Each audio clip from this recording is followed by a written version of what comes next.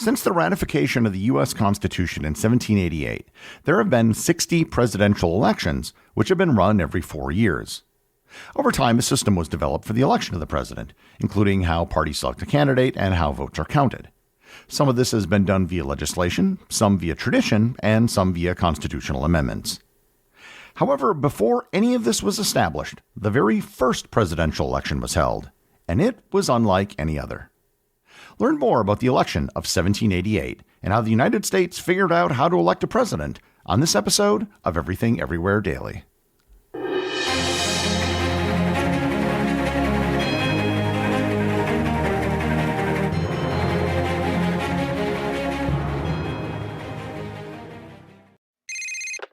Hey, it's me, the Quenchies. I'm that late afternoon craving you just can't shake. Wait, what's that? Welch's Grape Aid? No! Made with real fruit and no added sugar, nothing answers the call of the Quenchies like Grape Aid. Got the Quenchies? Grab a Grape Aid in your juice aisle. Connect to the world with special Turkish Airlines fares. Book your flight before November 30th and take advantage of great deals. Fly to the most exciting destinations with the award-winning airline that flies to more countries than any other. Terms and conditions apply. For more details, visit TurkishAirlines.com. Turkish Airlines, widen your world.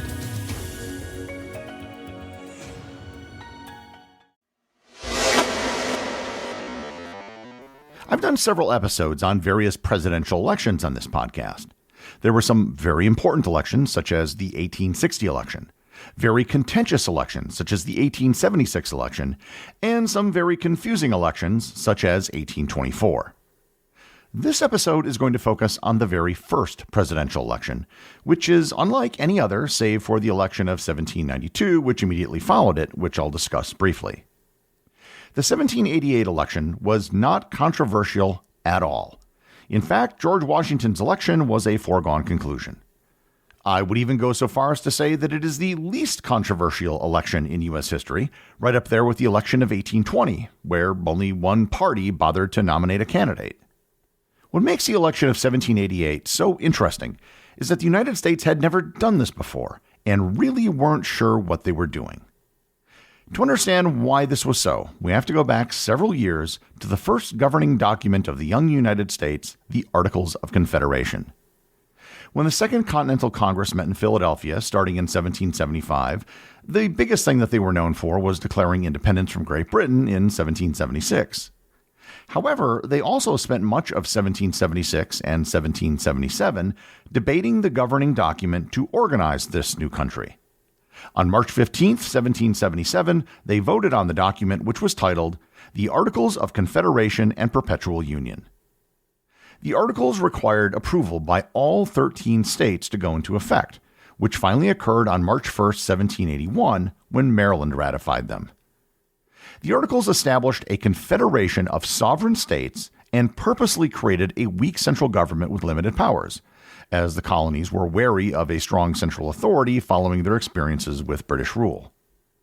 The central government consisted only of a Congress, which had the authority to conduct foreign affairs, declare war, manage Native American affairs, and resolve disputes between states. However, it lacked the power to levy taxes or regulate commerce between states. There was no executive branch, and there was no judicial branch. Many people will try to be tricky and say that George Washington was not the first president of the United States. They may say it was John Hanson of Maryland or Peyton Randolph of Virginia. However, neither of those are true. These men held a title with the word president in it, but they were not presidents of the United States. Rather, they were the president of the United States in Congress assembled. They effectually held the equivalent position of Speaker of the House for the Continental Congress.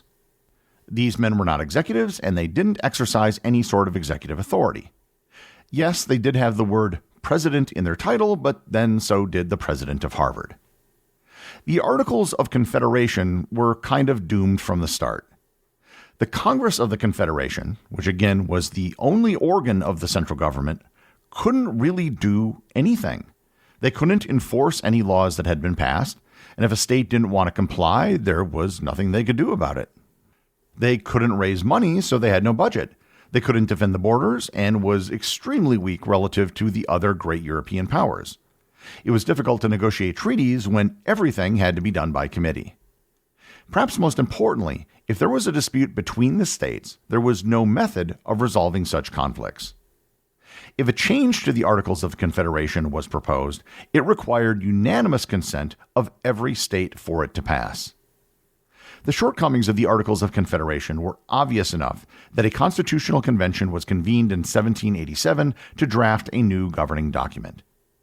Without getting into the weeds about the entire convention, which would be for a future episode, the decision was made to establish an executive, a single person who would lead the country. This person would be the President of the United States. The initial idea was for Congress, the representatives of the people, to select the president. However, there were concerns that if Congress elected the president, then they may exchange favors for votes. So the decision was made to create a temporary body that mirrored Congress, but would not consist of sitting members of Congress. We know this as the Electoral College. In addition to the president, the Constitution also established the office of the vice president. The way it was initially done, the president and the vice president did not run as a unified ticket. The vice president was whoever received the second most votes in the Electoral College. As such, each elector in the Electoral College would get 2 votes.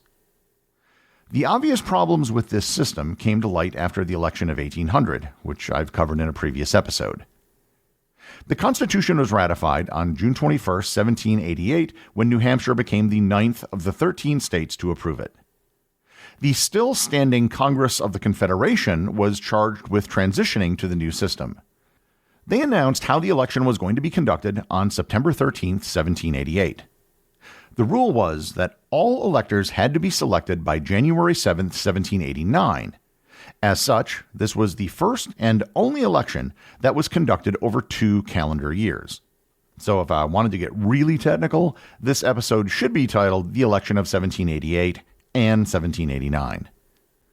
The Constitution stated that the states had to submit electors to vote for the president, but it was silent about how the electors were to be selected.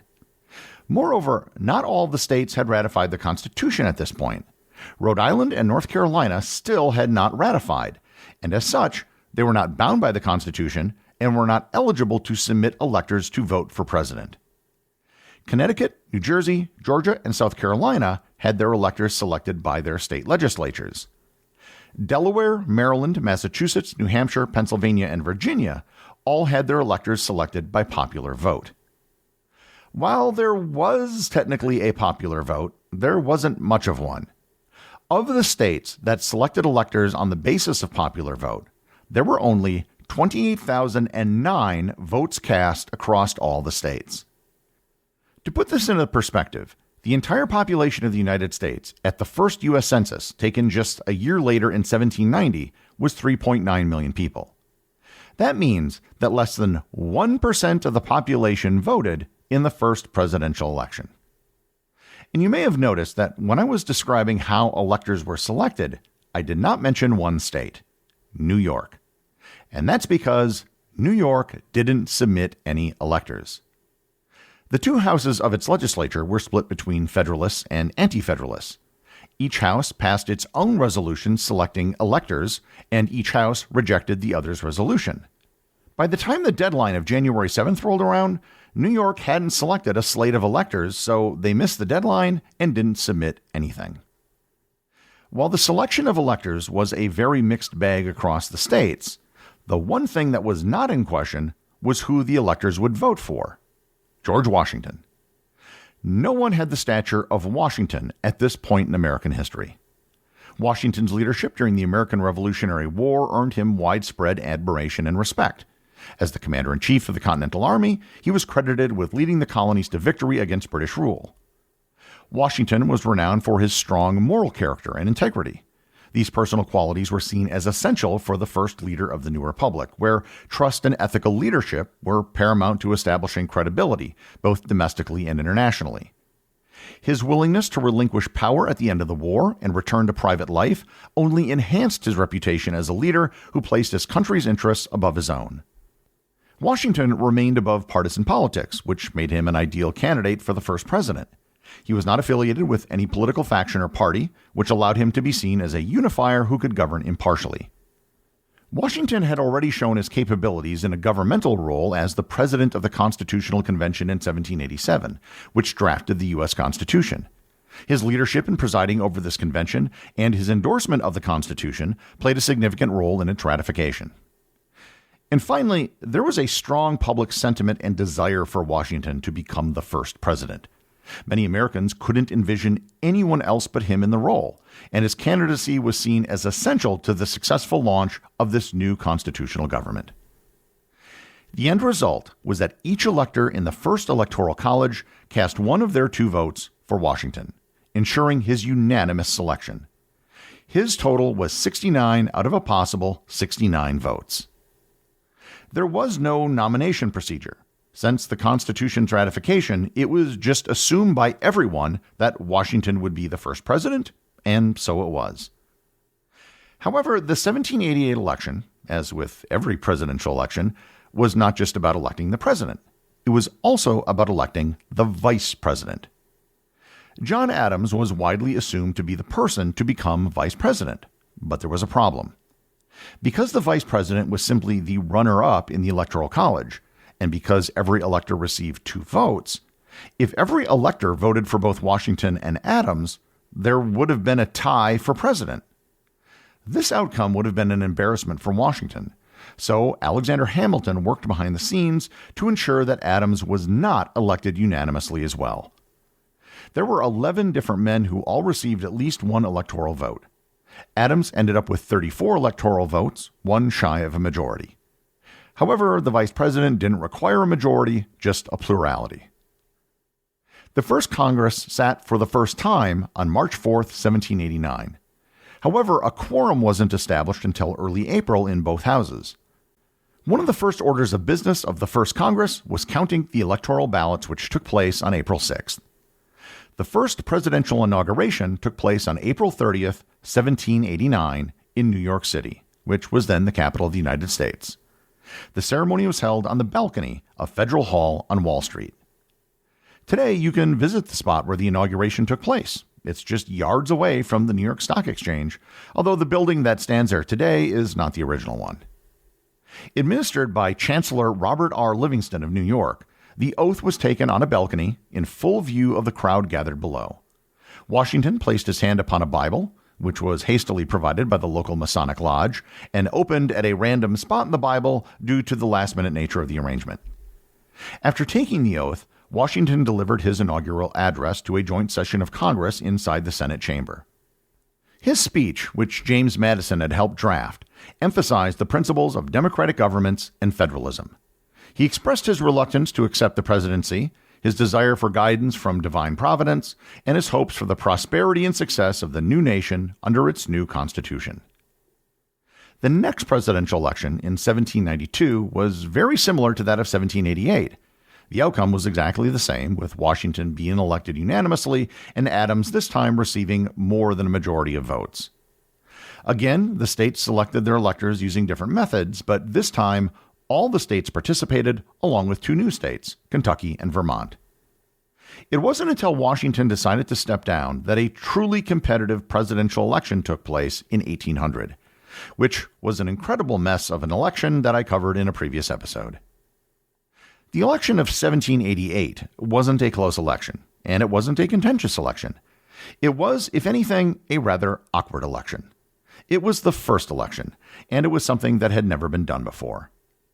The election and inauguration of George Washington was a national milestone that reassured the American public about the stability and potential of their brand new government. It was a moment of unity and celebration for a country embarking on an unprecedented experiment in democratic governance, and it set a precedent for elections that has lasted almost 250 years. The executive producer of Everything Everywhere Daily is Charles Daniel. The associate producers are Benji Long and Cameron Kieffer. I want to give a big shout out to everyone who supports the show over on Patreon, including the show's producers. Your support helps me put out a show every single day. And also, Patreon is currently the only place where Everything Everywhere daily merchandise is available to the top tier of supporters. If you'd like to talk to other listeners of the show and members of the Completionist Club, you can join the Everything Everywhere Daily Facebook group or Discord server. Links to everything are in the show notes.